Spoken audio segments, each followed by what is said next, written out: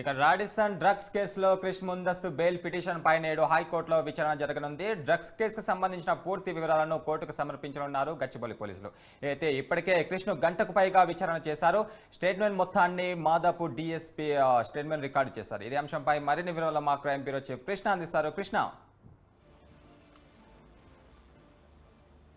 గురు ఏదైతే ఈ Radisson drugs case వ్యవహారానికి సంబంధించి మరి కాసేపట్లో హైకోర్టులో దీనిపైన వాద ప్రతివాదనలు కూడా జరగనున్నాయి. ఈ కేసులో ముందస్తు బెయిల్ పిటిషన్ ని డైరెక్టర్ క్రిష్ పిటిషన్ దాఖలు చేశారు. ఈ కేసులో తనకు సంబంధం లేకపోయినా కావాలని తనని ఇందులో పొందుపరచడం జరిగింది.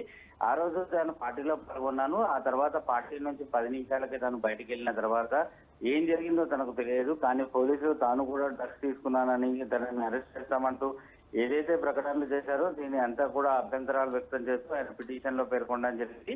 కేసుకు సంబంధం లేకపోయినా తనను కేసులో కావాలని గీయాలని ప్రయత్నం చేస్తున్నారు కాబట్టి తను ఈ కేసుని కొట్టివేయాలని, అలాగే ఈ కేసు వ్యవహారానికి సంబంధించి ముందస్తు బెయిల్ ఇవ్వాలని చెప్పేసి ఆయన కోర్టులో పిటిషన్ దాఖలు చేసినప్పుడు కోర్టు ఈ కేసు పూర్వాపరాలు పూర్తి వివరాలన్నింటినీ కూడా కోర్టుకు సమర్పించాలని గచ్చిబౌలి పోలీసులకు ఆదేశాలు జారీ చేస్తారు. ఈరోజు మరి కాసేపట్లో ఈ రాడిసన్ డ్రగ్స్ కేసు వ్యవహారానికి సంబంధించి పూర్తి స్థాయి విచారణ, అంటే ఇప్పటివరకు గచ్చిబౌలి పోలీసులు ఏదైతే విచారణ చేపట్టారో వాటి ఆధారాలన్నింటినీ కూడా హైకోర్టుకు సమర్పిస్తారు. అలాగే మరో పక్కన ఈ డ్రగ్స్ కేసులో ఏదైతే విచారణకు హాజరైన అర్ధరాత్రి పూట డైరెక్టర్ ఆయన నుంచి సేకరించిన నమూనాల్లో యూరిన్ నమూనా ఇప్పటికీ నెగిటివ్ వచ్చింది. ఈ రోజు సాయంత్రానికల్లా ఫోరెన్సిక్ ల్యాబ్ నుంచి ఆయన బ్లడ్ రిపోర్ట్ కూడా వచ్చే అవకాశం ఉంటుంది. దాన్ని కూడా కోర్టు కూడా సమర్పించే అవకాశాలు లేకపోలేదు.